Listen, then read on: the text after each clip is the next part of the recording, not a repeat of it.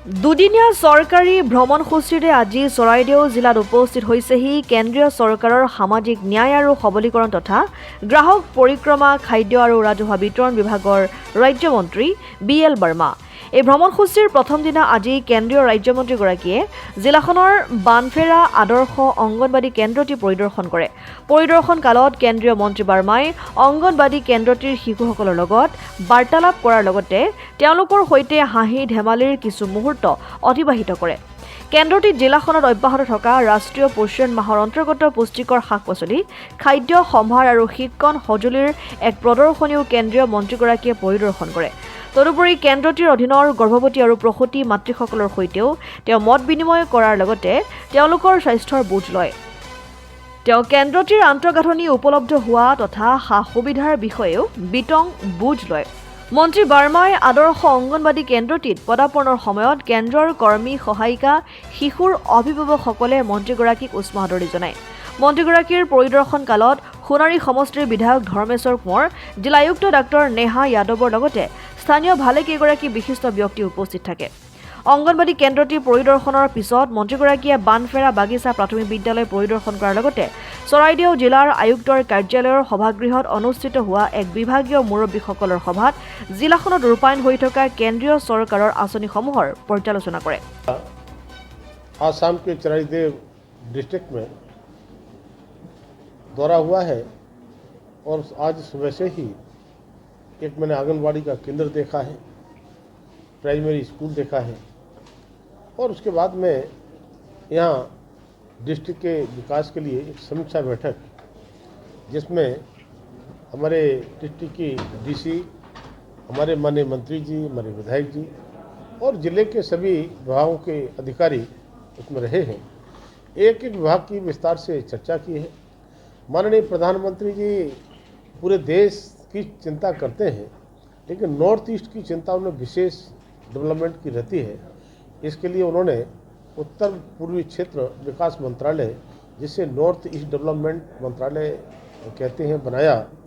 और ये सौभाग्य है कि इस रिजीव से पहले मैं नॉर्थ ईस्ट डेवलपमेंट मिनिस्ट्री का MO राज्य मंत्री था और जिस तरह से माननीय प्रधानमंत्री जी पूरे नॉर्थ ईस्ट के स्टेट के लिए सभी मंत्रालयों से 10% पैसा GBS का देते हैं और बड़े पैमाने पर विकास उसका होता है। और 2014 से पहले यहाँ पर विकास की रफ्तार कितनी धीमी होती थी और मुझे लगता है कि माननीय प्रधानमंत्री जी ने विकास के सारे दरवाजे खोलने का काम किया है और जिस तरह से नॉर्थ ईस्ट में शांति का वातावरण बना है और सभी विकास के रास्ते पर आए हैं, तब मैं कह सकता हूँ कि आज जिस तरह से मैंने सभी विभागों की मीटिंग की है तो उसमें एक आध विभाग के बारे में ऐसा लगा कि कुछ चीज़ें और अच्छी हो सकती हैं, लेकिन हमारी जो DC नई आई हैं बहुत ही मुझे एक्टिव और योग्य दिखाई पड़ती हैं कि नेतृत्व में उन कमियों को ठीक करके हम आगे बढ़ाने का काम करेंगे। और माननीय प्रधानमंत्री मोदी जी ने तीसरे कार्यकाल में जब शपथ लिया है तब उन्होंने कहा है कि तीसरे कार्यकाल में 3 गुनी शक्ति के साथ, 3 गुनी रफ्तार के साथ हम काम करेंगे। और जिस तरह से प्रधानमंत्री आवास 10 वर्षों में 4 करोड़ 21 लाख आवास बनाए थे, माननीय प्रधानमंत्री ने कहा है कि हम यहीं रुकने वाले नहीं हैं, 5 वर्षों में अभी 3 करोड़ आवास हम और प्रधानमंत्री आवास बनाने का काम करेंगे। उनमें से 1 करोड़ हमारे शहरी आवास होंगे, 2 करोड़ हमारे रूरल आवास होंगे। और साथ ही साथ जिस तरह से माननीय प्रधानमंत्री के नेतृत्व में स्वच्छ भारत मिशन अभियान के अंतर्गत 12 करोड़ हमने उनसे ज़्यादा शौचालय बनाने का काम किया है, 10 करोड़ से ज़्यादा उज्ज्वला गैस योजना के कनेक्शन देने का काम किया है, हर घर नल से जल जो चराईदेव में भी लगातार काम चल रहा है, 17 करोड़ परिवारों से ज़्यादा परिवारों में जल पहुंचाने का काम किया है, 5 लाख रुपए तक का फ्री इलाज आयुष्मान कार्ड के द्वारा हमने 55 करोड़ लोगों के लिए उसके लिए व्यवस्था की है इलाज की। और इतना ही नहीं, प्रधानमंत्री ने इस बार कहा है कि आने वाले इस टर्म में, तीसरे टर्म में हम 70 साल से ज़्यादा की आयु के कोई भी व्यक्ति उनके लिए 5 लाख रुपए तक का फ्री इलाज की व्यवस्था हम किसानों के लिए। जब बजट कभी माननीय प्रधानमंत्री, जब मोदी जी पहली बार इस देश के प्रधानमंत्री बने थे तब 25,000 करोड़ का बजट होता था। आज उसे बढ़ाकर के 1,52,000 करोड़ का बजट किसानों के लिए किया है। आज 2000 3 बार प्रधानमंत्री किसान सम्मान निधि देने का काम होता है और लगभग 11 करोड़ किसानों के खाते में 3.5 लाख करोड़ सीधा पैसा पहुंचा है। आज मैं कहूं किसानों की लागत को कम करने के लिए खाद पर जो सब्सिडी थी हमने बढ़ाने का काम किया है। तो 10 साल पहले यूरिया डीएपी के दाम होते थे, हमने आज भी वही दाम रखे हैं, लेकिन एमएसपी लगातार बढ़ाने का काम किया है। जहां एमएसपी पौने दोगुना तक पहुंची है। हम देश को आत्मनिर्भर बनाने के लिए दलहन और तलहन में हम कैसे किसानों के लिए प्रेरित करें, हम उसकी तरफ भी हम आगे बढ़ रहे हैं। तब मैं कह सकता हूँ इस देश के विकास के लिए माननीय प्रधानमंत्री मोदी जी सबका साथ सबका विकास का जो मंत्र था उसको चरितार्थ करके वास्तव में इन 10 वर्षों में देश को 11वें स्थान से उठा करके 5वें स्थान पर पहुंचाने का काम किया है और तय किया है कि तीसरे टर्म में हम इस टॉप 3 इस टर्म में इस देश को ले जाने का काम करेंगे। तब यहाँ पर जिले से संबंधित जो भी इस प्रकार की चीज़ें हैं तो आसाम सरकार से हम और कुछ कर सकते हैं। मैंने मंत्री से आग्रह किया है, मैंने अपने डीसी महोदय से और अपने जनप्रतिनिधियों से कहा है कि भारत सरकार से जो भी चीज़ें और आ सकती हैं हम कर सकते हैं, उनके लिए भी हम प्रयास करेंगे।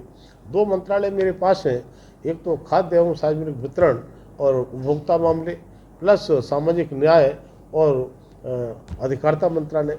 दोनों मंत्रालय के माध्यम से भी मैं इस डिस्ट्रिक्ट को और आसाम के लिए जितना प्रयास कर सकता हूं और अच्छे से अच्छे उसे करने का काम करेंगे।